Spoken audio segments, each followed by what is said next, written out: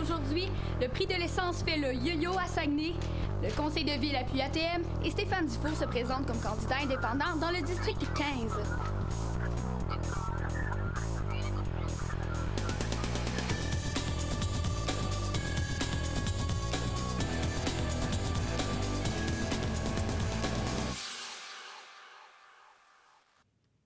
Mesdames, Messieurs, bonsoir. Bienvenue à ce web journal du mardi 5 février 2013.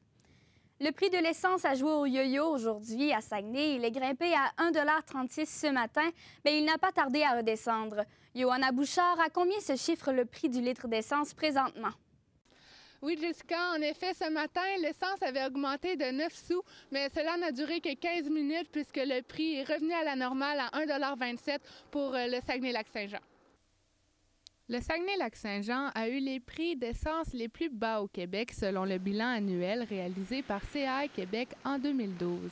Pour ceux qui pensaient avoir payé trop cher cette année, en fait, la région a été épargnée au contraire des grands centres qui ont vu le prix de l'essence augmenter davantage. Cédric Essimini, porte-parole de CAI Québec, explique pourquoi. La région du Saguenay-Lac-Saint-Jean a un rabais. Donc, au lieu de payer 18,2 cents de taxes le litre, elle paye 13,55 cents par litre d'essence de taxes. Donc, la partie provinciale de la taxe est moins grande au Saguenay-Lac-Saint-Jean que dans différentes régions de la province. Au cours de l'année, le prix moyen du litre s'est chiffré à 1,30 $, ce qui représente une hausse de 6 % pour 2012. Ceux qui se demandent pourquoi les prix varient d'une station-service à l'autre, même CAI Québec ne peut répondre à cette question puisqu'ils n'ont pas la méthodologie de la fixation des prix. L'industrie se comporte de manière différente, tout dépendant le marché.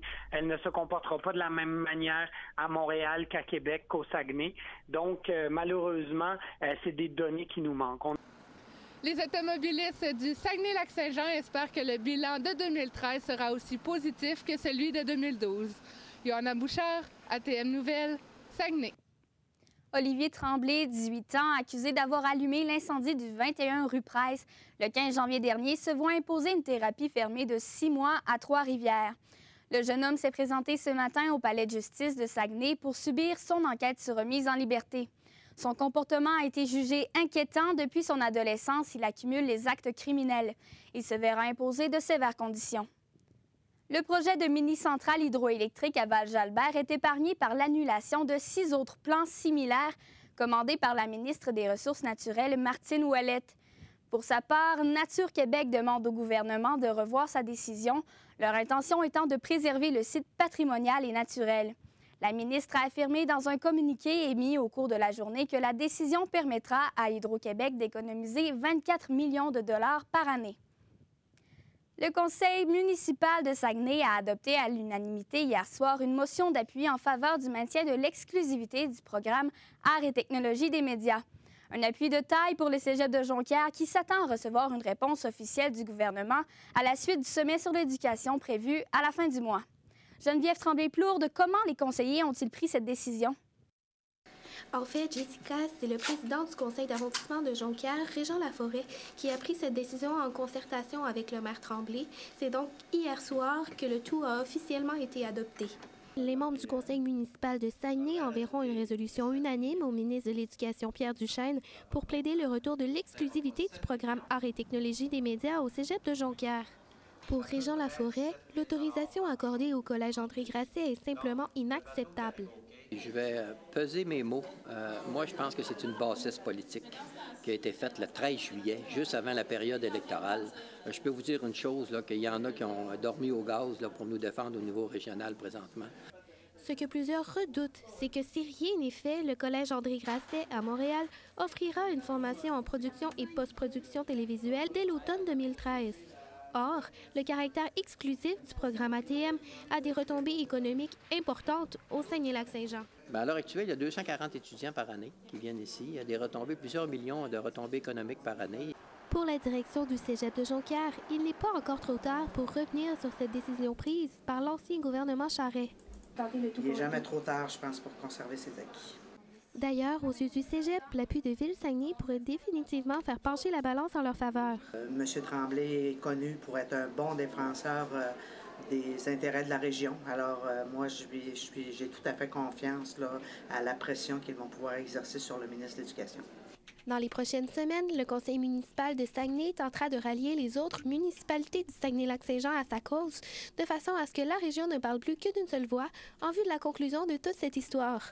Geneviève Tremblay-Plourde, ATM Nouvelles, Saguenay. Stéphane Dufour se présente de nouveau comme candidat indépendant dans le district 15 en vue des prochaines élections municipales de 2013. Il tentera ainsi de ravir le poste de conseiller à Jacques Fortin, actuel président de l'arrondissement de Chicoutimi. Et Julien Renaud, la confiance règne dans le camp de Stéphane Dufour. Tout à fait, Jessica. Stéphane Dufour qui croit et en plus est très confiant de pouvoir déloger Jacques Fortin, qui n'a malheureusement pas réagi à la nouvelle aujourd'hui. Il n'a pas retourné mes retours d'appel. Donc, Stéphane Dufour qui croit faire mieux qu'en 2009. Il avait alors récolté 20 % des votes dans le district 15, qui est en fait le quartier Rivière-du-Moulin à Saguenay.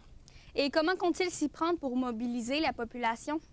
En fait, M. Dufour, avec son équipe, le comité qui est avec lui depuis 2009, prévoit organiser des assemblées cuisine et également offrir plusieurs plateformes de discussion pour les citoyens, puisque son but est vraiment d'agir pour les citoyens.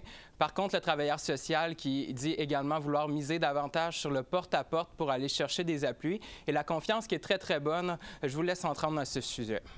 Oui, je pense vraiment avoir l'appui nécessaire. Moi, je vous rappellerai qu'il a passé seulement avec 40 % du vote en 2009. Donc, je pense pas qu'il est inaccessible, puis je pense surtout qu'on a des grandes chances de gagner. Stéphane Dufour dit pouvoir rallier plusieurs personnes à sa cause puisqu'il travaillera de près avec les citoyens s'il est élu. Mais que pense-t-il offrir de différent à ses électeurs? En fait, Jessica, les dossiers que Stéphane Dufour travaillera le plus seront le développement du quartier, la diminution des inégalités, l'environnement et la mobilité sociale. Lui, il croit vraiment aller à l'encontre de ce qui était déjà fait, donc d'avoir des dossiers différents à cœur. Puis également, ses deux buts premiers sont vraiment d'offrir une tribune aux citoyens et de changer un petit peu la mentalité qui est au conseil de ville présentement. Je vous laisse l'entendre encore une fois à ce sujet. Donc, je pense que je peux amener cette parole-là, cette parole qui est plus proche des gens, qui parle plus des priorités, qui parle des conditions de vie des gens, de l'amélioration des conditions de vie. Je pense que ça peut faire une grande différence présentement à l'hôtel de ville, où on parle beaucoup de béton puis de trottoirs. Et d'ailleurs, Julien, d'autres citoyens songent à se présenter? Tout à fait, Jessica. Jacques Tremblay, dans la Terrière, en fait, qui va s'opposer à Luc Blackburn, qui est actuellement en poste. Et également, du côté de la mairie, Paul Grimard, qui devrait se présenter autant en tant que chef de l'ERD que comme adversaire de Jean Tremblay. Je vous remercie, Julien Renaud. Je vous en prie, Jessica. L'homme d'affaires Paul Boivin deviendra l'unique propriétaire de l'immeuble du CLSC de Chicoutimi. Lui qui possédait déjà les 2 étages commerciaux de la bâtisse a racheté les locaux du CLSC et le stationnement à étages à la ville de Saguenay. Le CLSC devrait s'installer dans de nouveaux locaux au cours de l'été. Les changements apportés au programme de l'assurance-emploi suscitent beaucoup de réactions. Le NPD a déposé une motion visant à faire reculer le gouvernement Harper sur sa réforme qu'il qualifie d'erreur. Et les groupes communautaires dénoncent également la situation. Des manifestations auront lieu le 12 février prochain. Les bureaux de Service Canada de Chicoutimi et d'Olbeau-Mistassini seront les lieux de ralliement des manifestants. La Journée internationale de l'agroalimentaire se tient aujourd'hui et accueillera des dizaines de PME qui viendront assister à des conférences axées sur le développement des affaires internationales. L'entreprise Cerdex a reçu 3 experts en commercialisation de produits agroalimentaires pour une activité de développement de marché à Alma. Et Angélie Larouche, qui sont ces 3 experts? Jessica, la première experte qui a été présente aujourd'hui, c'est Mme Beth Bumper, qui est déléguée commerciale pendant très longtemps au consulat à Philadelphie. Et elle a aidé plusieurs entreprises de la région à développer un marché en sol américain. Il y a aussi le président de Provision Marketing, Michel Quirion, qui était de la partie. Lui, c'est vraiment un expert dans le marketing des produits alimentaires au Canada. Et le dernier expert, c'était un spécialiste en études du marché et services marketing, oui, avec Cosette Bucard-Cher, qui a travaillé en développement pour plusieurs entreprises agroalimentaires, non seulement en France, mais aussi en Allemagne. Et ce qu'il faut savoir, Jessica, c'est qu'il y a plusieurs objectifs à atteindre lors de ces journées comme celle-ci, comme va le mentionner la directrice générale et commissaire à l'exportation chez Cerdex, Nadine Brassard. Bien, l'objectif de la journée, c'était justement d'amener les entreprises à aller à l'exportation, les entreprises agroalimentaires, donc démontrer les potentiels de marché, les tendances qu'il y a sur ces différents territoires-là, soit le marché de l'Europe, de l'Ouest, des États-Unis et de l'Ouest et du reste du Canada. Et est-ce que les PME ont répondu à l'appel? Tout à fait, Jessica. Il y a plusieurs PME qui se sont présentées. C'est vraiment un beau rendez-vous pour ces entreprises qui désirent transporter leurs produits au-delà du Québec et du Canada. Et ça leur permet aussi de récolter plusieurs conseils des experts qui ont réussi à l'international et aussi d'en savoir davantage sur les marchés, non seulement aux États-Unis, mais au Canada et en Europe de l'Ouest. Et quelles sont les entreprises qui se sont inscrites? Il y a entre autres la chocolaterie des Pères Trappistes, la fromagerie Boivin et la ferme Biomed. Également, Nutrinor et le groupe Unispec étaient de la partie. Et ça va se dérouler jusqu'à demain à Alma, à la boîte à Bleuet. Et comme va le dire Mme Brassard, ça va être une très grosse journée. Merci Anne-Julie Larouche. Je vous en prie. Monsieur Lessard, bonjour. Bonjour. Tout d'abord, quels sont les... Demain, on va avoir des visites industrielles dans 3 entreprises de la région. Il y a eu une légère augmentation du nombre de plaintes en 2012. C'est ce qui ressort du rapport de l'Ombudsman déposé hier à la séance du Conseil de la Ville de Saguenay. Pour en parler, ma collègue Catherine Aude-la-Liberté s'est entretenue avec le secrétaire général de l'Ombudsman de Saguenay, Rodrigue Lessard. Monsieur Lessard, bonjour. Bonjour. Tout d'abord, quelles sont vos impressions suite à la sortie du rapport des traitements des 70 plaintes reçues cette année? Bien, d'une année à l'autre, c'est la 8e année cette année. C'est toujours un plaisir d'abord de déposer le rapport. C'est un peu le fruit de notre travail, du travail que moi je fais comme ombudsman. Bien sûr, le dossier est présenté par le président du bureau de l'Ombudsman, qui est le président des commissaires, de l'ensemble des commissaires, des 10 commissaires que nous avons au service de l'Ombudsman. C'est, comme je disais tantôt, un plaisir de présenter ça à la population. Parce que là, c'est un dossier qui devient public. On a dépersonnalisé certains dossiers qui sont intéressants à lire, puis où on voit qu'il y a des fois, le citoyen a raison, d'autres fois, le fonctionnaire qui a rendu la décision ou qui a travaillé sur le dossier était appuyé par une norme, par une réglementation qui le gouverne. Puis le citoyen n'avait peut-être pas raison, mais il comprenait mieux après l'explication qu'on lui a donnée de cette situation. Et ce sont encore les secteurs des travaux publics, de l'urbanisme et de l'aménagement du territoire qui ont reçu le plus de plaintes. Comment expliquer la légère augmentation des plaintes en 2012? Ah, écoutez, en 2012, ça a augmenté de l'an passé, en 2011, de 60 à 70 cette année, 63 à 70.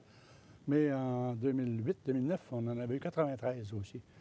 Il peut y avoir une certaine fluctuation, une certaine affluence, dépendamment de la situation. Je ne sais honnêtement pas de quoi cela dépend, mais de toute façon, cette année, on a décidé de faire un sondage sur ce qu'est la perception qu'a la population du service de l'Ombudsman. Puis dans le sondage, nous allons connaître aussi l'endroit où il peut y avoir un manque d'informations, parce qu'il y a des endroits où l'ancien conseil de ville, comme Lac-Kenegami ou Chipcha ou La Terrière, qui avait un hôtel de ville, il n'existe plus. Avoir un peu moins de présence de fonctionnaires municipaux, bien sûr, amène peut-être cette ignorance, qui peut, pas ignorance, en voulant dire qu'ils sont innocents, mais c'est comprendre que, il faut comprendre que c'est le sens que vous donnez à ça, c'est n'étant pas près de l'administration municipale, il peut y avoir un manque. Donc, on verra avec le sondage d'où provient où sont les lacunes. Et comment vous y prendrez-vous pour le sondage? Nous allons faire ça par l'ATM. Nous sommes en communication et justement, hier, nous avions une rencontre avec le service des étudiants qui se spécialisent dans les enquêtes, en fin de compte, d'une partie de leur cours. Là. Puis, eux vont nous faire ça. En fait, c'est un sondage maison, on peut dire, un peu sur ce qu'est la perception qu'a la population sur les services. Donc, le but, c'est d'aller toucher un peu plus les jeunes? Les jeunes, parce que justement, dans une des questions, on demande l'âge des jeunes, on demande l'âge des citoyens qui vont répondre au sondage. Fait qu'on va voir si c'est une publicité avec un pamphlet, avec Internet, ou je ne sais pas, quelle pourrait être la démarche qui sera faite pour les atteindre mieux. Mm-hmm. Ça ne veut pas dire qu'il y aura peut-être plus de cas. Ça ne veut pas dire qu'il y aura plus de cas, mais en tout cas, les gens sauront que le service existe. Oui, en 2012, vous avez finalisé l'implantation du service de gestion des requêtes et plaintes pour Hydro-Jonquière. En quoi consiste exactement ce service? En fait, là, c'est la ville qui s'est dit ça. Nous, notre démarche était de demander à la ville de s'instaurer un système à l'intérieur des services pour la gestion de leurs plaintes. Les plaintes, quelqu'un se plaint du service d'Hydro-Jonquière, bien, il va à Hydro-Jonquière. Un autre se plaint du service des travaux publics, bien, il va aux travaux publics, puis c'est deux départements différents. Donc, on disait, comptabilisez, instaurez-vous un système de comptabilité sur les plaintes qui rentrent, puis le cheminement de cette plainte-là, pour que quand elles nous viennent, que nous ayons à travailler sur un service que ce soit un service de dernier recours d'une certaine façon. On peut les aider, pareil, dans le cheminement, parce qu'on va les référer à la bonne place. Ils vont nous dire qui ils ont vu, puis par les démarches qu'on va faire, nous autres, on va voir où ils sont rendus. Donc, on va référer à un citoyen qui fait une demande, même si elle est prématurée, on va s'en occuper, on va l'accompagner pour qu'il puisse aller à la bonne place. Quelles sont les plaintes les plus difficiles à gérer? C'est toujours la discrimination, hein. Puis il peut y en avoir, c'est des discriminations systémiques. Est-ce qu'il y en a beaucoup? Non, il n'y en a pas beaucoup. Puis heureusement, il n'y en a pas beaucoup. Mais il peut y en avoir. C'est arrivé. Est-ce que vous avez un exemple? On va prendre l'an passé, un exemple, c'est qu'une personne s'est inscrite, voulait postuler pour un poste d'emploi étudiant à la ville. Puis la personne étant venue au monde avant 1982, était venue au monde en 1981, n'avait pas le droit de profiter d'un emploi étudiant. Donc, ça s'est réglé rapidement. On comprend que c'est avec la direction du service des ressources humaines que ça s'est réglé très, très rapidement. Le service des communications aussi. Là, c'était pas la discrimination, mais il aurait pu y en avoir si effectivement il n'y avait pas eu changement d'attitude. Avant, on ne savait pas que ça pouvait y en avoir, mais là, au moment où on se rend compte qu'il peut y en avoir, par contre, là, ça a été changé par l'intervention qu'on a pu faire. Parfait. Alors, merci beaucoup, M. Lessard. C'était M. Rodrigue Lessard de l'Ombudsman de Saguenay. Et au sport, Francis Trudeau, un chandail sera retiré par les Saguenayens.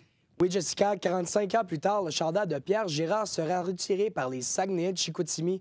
En 1969, l'équipe Junior B avait décidé de retirer le chandail qui lui venait de battre le record du circuit régional pour le nombre de points et de buts, mais la cérémonie est tombée dans l'oubli. C'est donc le 16 mars que les Saguenayens l'élèveront dans les hauteurs du centre Georges Vézina. L'organisatrice du tournoi de golf féminin de Chicoutimi, Cathy Fortin, est nommée bénévole de l'année par Golf Québec. Le tournoi qui avait lieu du 9 au 11 juillet 2012 a reçu de très bonnes notes de la part de Golf Québec qui tenait son congrès annuel en fin de semaine passée. La saison de ski est bien entamée dans les deux stations de Jonquière. Même si les conditions météo ont été difficiles, les travailleurs dans les centres de ski restent optimistes. Antoine Desrosiers, la météo changeante des dernières semaines a-t-elle nuit aux stations de ski de Jonquière? Avec la température changeante des dernières semaines, les stations de ski connaissent des moments plutôt difficiles. Je vous laisse regarder le reportage que je vous ai préparé. Les jours se suivent et ne se ressemblent pas pour les deux stations de ski de Jonquière. Après avoir connu un mois de décembre exceptionnel avec des conditions de glisse hors du commun, le mois de janvier est venu tout briser avec de la pluie et des grands froids. C'est ce qui a vraiment nui à la saison de ski jusqu'à présent. Passablement bien, mais vu qu'on n'a pas de système de neige artificielle qui est valable, on a commencé la saison de 3 à 4 semaines en retard. Puis là, on n'a pas de neige, comme vous pouvez voir. On fait du ski sur la glace. Même son de cloche du côté de la station de ski Le Norvégien. Pour le président Régent Tremblay, il croit que les excellentes conditions de glisse du début de la saison ont permis aux gens d'acheter plus de billets et ainsi venir même malgré les conditions difficiles de janvier. Cette belle saison, on a eu un très bon début d'hiver. On a battu nos records au niveau de nos cartes de membre. Au mois de décembre, c'est extraordinaire. La seule chose qu'on a eue, c'est des gros froids puis la pluie, ce qui a fait que les gens sont restés chez eux. M. Tremblay espère tout de même d'autres accumulations de neige pour les Jeux du Québec qui se dérouleront en mars prochain. C'est à cause des Jeux du Québec, parce que vous le savez, du 1er au 9, ici, on reçoit le ski de fond, donc le samedi, dimanche, lundi, le 2, 3 et 4 de mars. Fait qu'on souhaite bien gros qu'on ait de la neige, parce qu'on accueille 19 régions. En résumé, l'avenir de ces deux stations de ski de Jonquière s'annonce plus rose, puisque, malgré les conditions de glisse difficiles, elle continue d'espérer que la saison se terminera du bon pied. Antoine Desrosiers, ATN Nouvelles, Jonquière. Dans un an, jour pour jour, ce sera le début des Jeux olympiques d'hiver de Sotchi en Russie. Les travaux vont bien, mais le budget de 10 milliards de dollars a été largement dépassé alors que les travaux en ont coûté à ce jour plus de 36. Cette hausse est due à des modifications importantes, entre autres à cause de la construction de la station de ski Rosa Couture. Lionel Messi confirmera jeudi la signature de la prolongation de son contrat avec le FC Barcelone. Ce nouveau contrat viendra à échéance en juin 2018. Messi est l'un des meilleurs joueurs de soccer au monde, ayant remporté 4 ballons d'or remis au meilleur joueur de l'année, ce qui est un record dans l'histoire de ce trophée. Celle-ci conclut la portion sport de l'émission. Merci, Francis. Ça fait plaisir.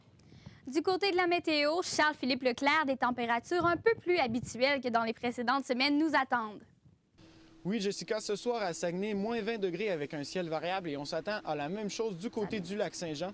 Pour ce qui est de cette nuit à Saguenay, moins 29 degrés, quelques averses de neige, quelques flocons également du côté du lac Saint-Jean, la température toutefois de moins 28.